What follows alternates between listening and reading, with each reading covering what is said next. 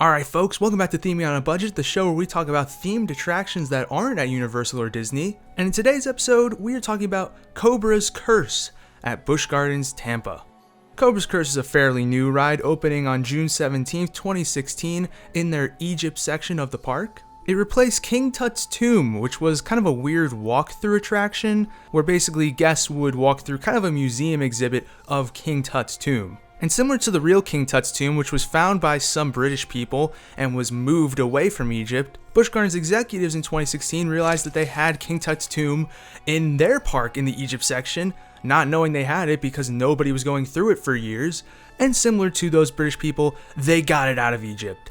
Now, unlike most other rides at Busch Gardens Tampa, there is actually a narrative being told throughout the ride experience. It all starts in the queue, with guests entering an Egyptian excavation site. What's this? Psh, oh yeah, it's unlawful to trespass. Get out of my way. We come to find out that park officials had discovered the remnants of a snake tomb and had hired archaeologists from a group by the name of Viper International Survey and Excavation, or VICE, to excavate the area. That's right, apparently this tomb had been sitting under sand and rubble behind King Tut's tomb this whole time. And you know what? That I'm willing to believe, but am I really supposed to believe that Busch Gardens would allow their guests to enter a real excavation site before the archaeologists have finished exploring it, thus potentially putting park visitors, whom they are liable for, into danger? Well, actually, I guess theme parks do this all the time, huh?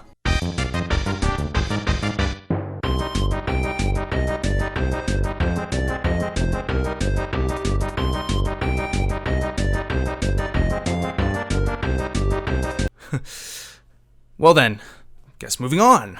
Now of course you might be wondering how we get to know about all this information in the queue.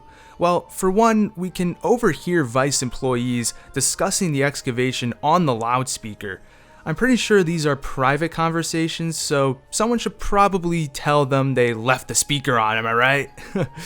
Oh wait, never mind. We later find out that these were actually pre-recorded conversations, as evident by these employees showing up on laptop screens in the living quarters area of the dig site. Whoops. Well, on top of these conversations, there are a lot, and I mean a lot, of posters, news articles, and notes plastered to the walls with oodles and oodles of information. Now, though the most important part of these posters are the ones that explain the backstory of the ride, my favorites are the ones that are solely there for world-building purposes. I mean, just look at all the fun these archaeologists are having here. Oh, well, that's just park propaganda right there. I don't know what that's doing there.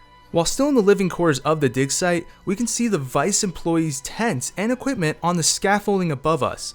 It is such a cool and subtle feature that most guests miss, especially since a lot of the time you will just be able to walk past this part of the queue very quickly. In fact, it seems that this part of the queue has been explored so little that I literally could not find any photos or videos of this online, which is why you're currently looking at an artist's rendering of what they look like. These tents, chairs, and other signs of life really continue in helping the theme of the ride feel more and more real. So please, next time you go on this ride, take some time to appreciate the theming in this section because it is probably the best part of this queue. On top of all this, while we've been exploring the exterior of the dig site, there's also been an incredible piece of musical score playing in the background. I would love to play some of it for you to give you an idea of just how well it helps set the ominous mood of the ride, but unfortunately, this appears to be another part of the ride that has eluded the internet, as I cannot for the life of me find the score online. The best I can do for you guys is play the score from the trailer from the ride, which is the closest anyone has gotten to faithfully obtaining the score.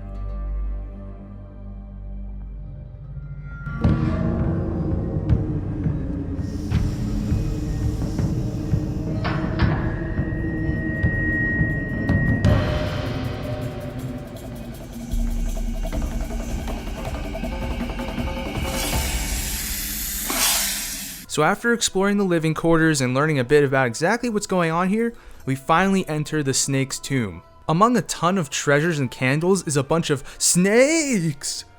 Snakes. Why did it have to be snakes? Oh wait, phew.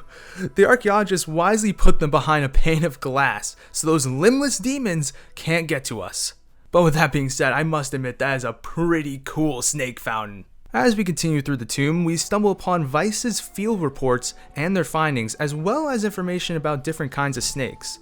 Wait, hold on a minute. Busch Gardens, I see what you're trying to do here. You're trying to get me to learn. I'm not falling for that, dude. I'm not falling for that. I'm not reading these signs. Get out of here.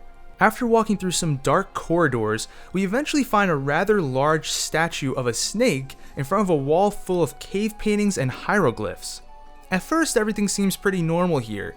That is, until we start to notice cave paintings twitching. Yeah, no, that can't be happening, right? There must be something wrong with my eyes. Oh wait, no, they're actually moving. Okay. Bounty of fruitful harvests. As I protected them, my power grew, and the people turned against me. Now I rise again. The darkness awakens, and the people shall feel my wrath.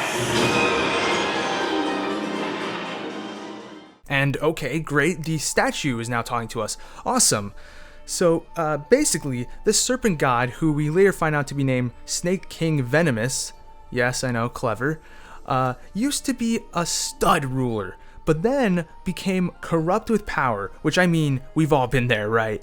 But as one would expect, his followers turned on him and destroyed the statue that gave him his power. Typical story, am I right? And they live happily ever after. Yeah. Well, no, because these boneheaded archaeologists decided to rebuild the statue, and now we're all cursed by the Snake King. Real crackshot archaeologists you hired here, Busch Gardens. Nice going. Now, going back to the technicalities of this scene, Busch Gardens did an awesome job of creating an immersive, fun, and unique pre-show that does a great job of telling the backstory of the ride in a very clean and simple way. Of course, the effects are amazing with projection mapping onto the wall. Just don't look behind you or, you'll see a line of projectors on the ceiling that will ruin your immersion. Another cool thing they do here is have two separate pre-shows that basically say the same information but are unique enough to keep guests in the queue interested. The reason for this is because the line continues moving throughout the pre-show room, so it's possible a rider could catch multiple pre-shows. After we leave this room, we enter another small corridor where some goofball archaeologist tries to give us safety instructions for the ride ahead of us. But unbeknownst to him, no one's listening to him. In fact, so few people are listening to him that I couldn't even find a video of it online. Wait, what? We actually found a video on this? Well, okay then. Thelonious, prepare the auditorium. Here you are, all set to pitch in and help us raise the head of the snake god. Good show. All children will be observing and saying this kind of work is far too dangerous for new recruits. You'll be riding to the top of the statue in one of these expedition carts, huh? Let's go over some important safety rules. Did you have any loose articles? Oh, what? This video's still going? Turn this off. We gotta move on. After quote-unquote watching the safety video, we finally board the ride. Except after what we just saw, why would we even want to ride? Well, it appears we have no choice because King Venomous has already brainwashed the archaeologists and they're forcing us onto the ride. What a shame! On a brighter note, the exterior part of the tomb they used for the coaster station is pretty nice, very clean, but I'll tell you what, after all I saw in there, I certainly don't mind leaving the interior of the tomb. After exiting the station, we reach what appears to be a dead end. That is until our cart gets lifted up elevator style to the top of the ride, where we come face to face with the statue of King Venomous himself. Unleash the darkness of chaos now. He starts talking trash to us, but you know what? I ain't scared of this fool. He got beat by ancient Egyptians, so I'm not even worried, dude. Pfft, dude, that was it? Bro, this was a piece of cake. Okay, okay, I guess we're going backwards now. Maybe the Snake King isn't someone to mess with. Hey man, I didn't mean any of it, and calm it down. Okay, we're still alive. This hasn't been so bad, right? Oh god, now we're free spinning. This serpent god is absolutely diabolical. What is he gonna do next? Derail the cart? Ram us into a wall? I'm not ready to die, dude. I'm not ready to die. Wait. What's that? That's it? You're just gonna yell at us that we can't escape while we literally are escaping? Okay. I guess the Snake King plays more psychological games and has no interest in killing his prey. You know what? I respect that dude, I really do. Anyways, despite the ominous message at the end, I would have to say Cobra's Curse was absolutely successfully themed on a budget.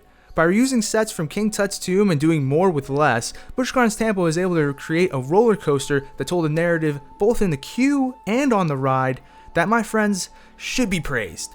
Now, if you don't mind, I will go on about living my life regardless of what phony baloney curse has supposedly been placed on me. What was that?